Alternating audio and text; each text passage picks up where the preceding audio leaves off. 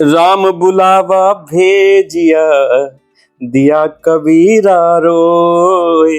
जो सुख साधु संग में, सो वैकुंठ न होए। मित्रों नमस्कार, संत कबीरदास जी के चरणों में प्रणाम। मित्रों, यह दोहा संत कबीर की गहन आध्यात्मिक विचारधारा का परिचायक है, जिसमें उन्होंने साधु संगति और सांसारिक सुखों की तुलना करते हुए साधु संग में प्राप्त आनंद को सर्वोच्च माना है।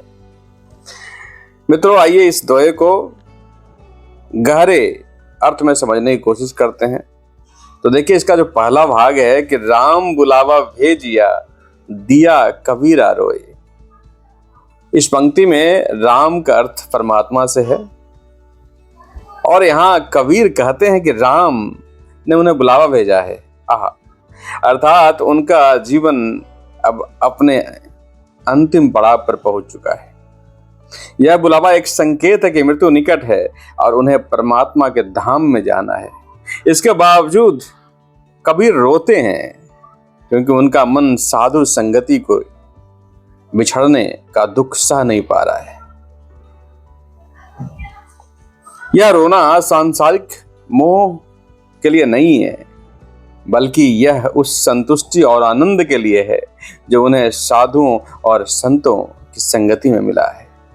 वे जानते हैं कि मृत्यु के बाद उन्हें वैकुंठ में स्थान मिलेगा, लेकिन वहां का सुख भी उन्हें साधु संगति से मिलने वाले आनंद की तुलना में फीका लगता है। मित्रों, दूसरा जो अंश है इस दोहे का, वो है जो सुख साधु संग में, सो वैकुंठ न होए। इस पंक्ति में कबीर यह स्पष्ट करते हैं कि साधु संगति में जो आनंद मिलता है वह स्वर्ग के सुख से भी श्रेष्ठ है। वैकुंठ का सुख भौतिक हो सकता है, लेकिन साधु संगति का सुख आत्मिक और शाश्वत है। साधु संग में ध्यान, भजन, प्रवचन और परमात्मा का सानिध्य प्राप्त होता है, जो किसी भी भौतिक सुख से अधिक मूल्यवान है। कबीर ने साधु संगति को इतना महत्वपूर्ण क्यों माना? साधु संग से व्यक्ति को सही मार्गदर्शन मिलता है।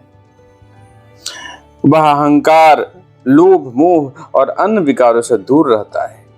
साधु संग में व्यक्ति अपने जीवन के वास्तविक उद्देश्य को पहचानता है, जो आत्मा की मुक्ति और परमात्मा से मिलन का है।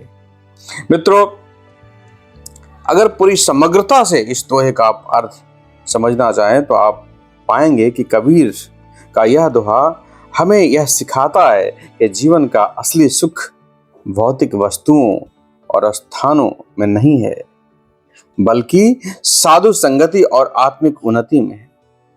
स्वर्ग जैसी अवधारणाएं भी साधु संगति का आनंद के सामने फीकी पड़ जाती है। कबीर इस दोहे के माध्यम से यह संदेश देते हैं कि साधु संगति जीवन में सबसे मूल्यवान अनुभव है, जो जीवन और मृत्यु दोनों के पार है। मित्रों, इन्हीं शब्दों के साथ मैं अपने वाणी को विराम देता हूँ। संत कबीरदास जी के चरणों में बारंबार प्रणाम करता हूँ। आप सभी को नमस्कार करता हूँ। जय सिया राम।